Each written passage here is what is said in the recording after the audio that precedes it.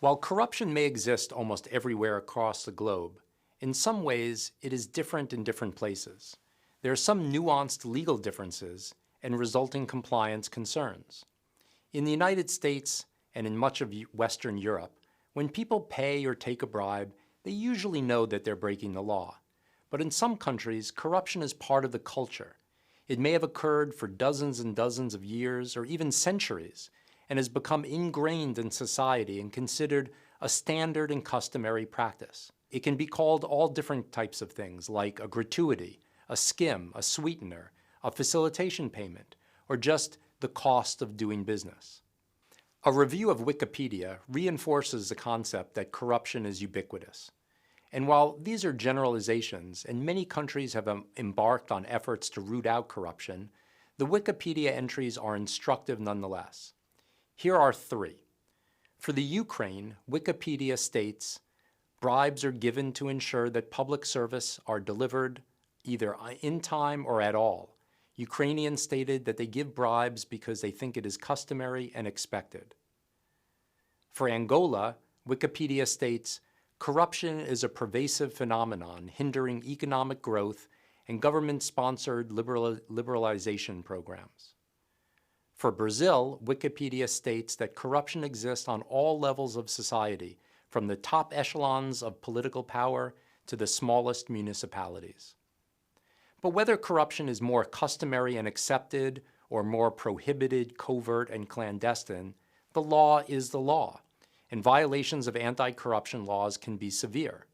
Aside from the execution of Zheng, the Chinese director of State Food and Drug Administration, and many others in China, the penalties are severe everywhere. There are criminal penalties, civil penalties, disciplinary recourse, and of course, huge reputational repercussions. Not only have companies been assessed enormous fines, but the employees, consultants, and other personnel of some of these companies have also paid large fines themselves and gone to prison.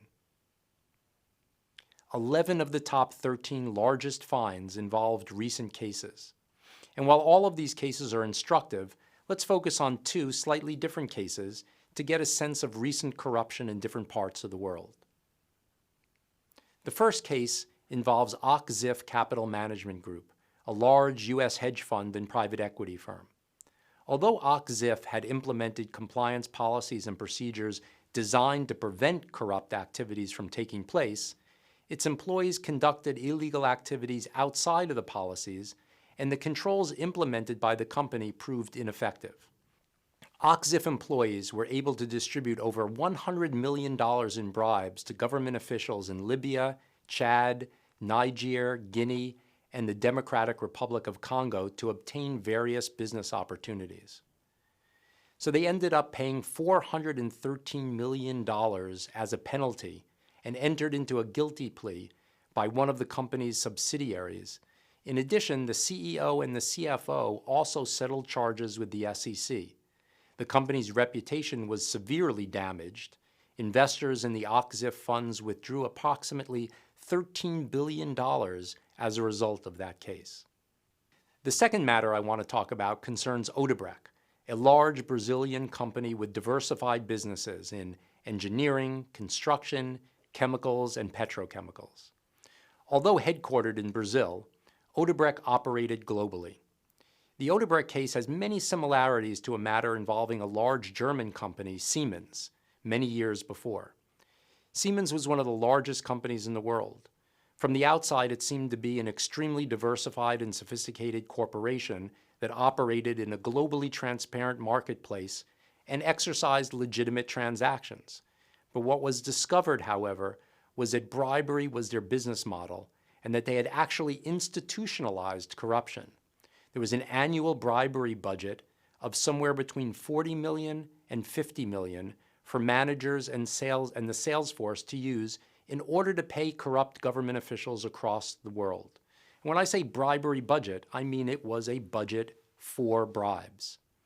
Odebrecht also carried out corrupt activities in an organized and efficient manner by executives within the company in order to similarly secure government contracts.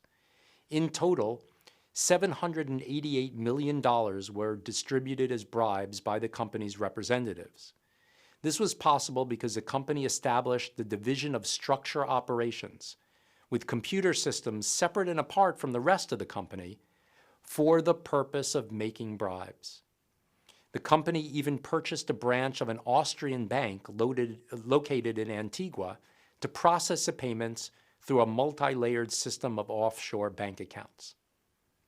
As a result of the case brought against Odebrecht, government officials in numerous countries are under investigation or have been arrested and/or convicted for accepting bribes from Odebrecht, including officials in Brazil, Peru, Colombia, Ecuador, the Dominican Republic, Venezuela, and Argentina. There's even a case worth mentioning, not because of any resolution and penalty, but rather to demonstrate the cost to a company of simply having a corruption issue to deal with in the first place. In 2011, Walmart voluntarily disclosed to the SEC and the Department of Justice that it was conducting an internal investigation into possible violations of the FCPA and other crimes or misconduct. The internal investigation was in connection with their foreign subsidiaries, including Walmart de Mexico, and whether allegations of violations and misconduct were appropriately handled by the company. The genesis of this disclosure goes back to 2005, when a former real estate executive at the Mexican subsidiary of Walmart exposed a bribery scheme where they paid approximately $24 million to government officials to ignore laws and speed up the issuance of permits. Walmart investigated these allegations, and it appears that they may have covered up their findings. They didn't disclose any of this to the SEC or the Department of Justice for 5 years. Now, regardless of the outcome and penalties related to this matter, you may be surprised how much Walmart has incurred in legal fees, forensic accounting, and auditing fees, the implementation of remedial measures, and other costs related to the investigation. As of 2014, that amount was $439 million. By 2016, it reached $675 million. By 2017, it reached over $820 million. And one can only imagine that it will easily surpass $1 billion before the matter is over. $1 billion. And again, this is just the money that Walmart has already spent on their internal review and remediation of the global anti-corruption program. And it doesn't include any fines, penalties, and the costs of additional remedial measures that they might incur in the future.